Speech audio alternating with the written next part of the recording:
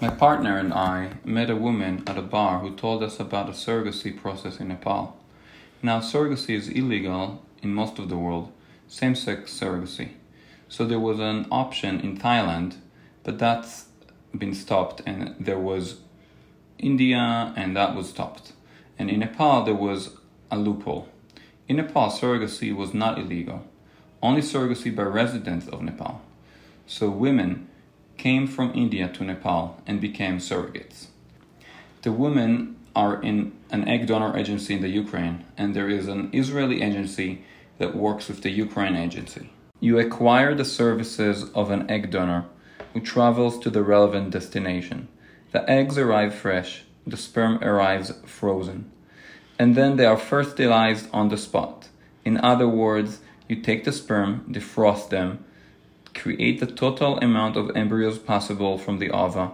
In our case, the donor was very fertile and provided 24 eggs, which is like insane. So we divided them up. 12 eggs were fertilized with my partner's sperm and 12 with mine.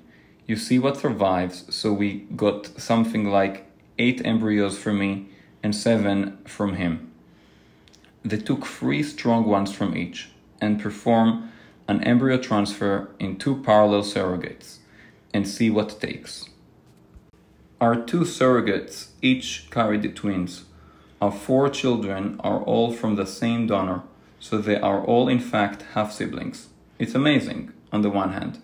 On the other hand, when you work with third world countries like we do today, this means somewhere in India or in Nepal there are frozen embryos that belong to me and my partner.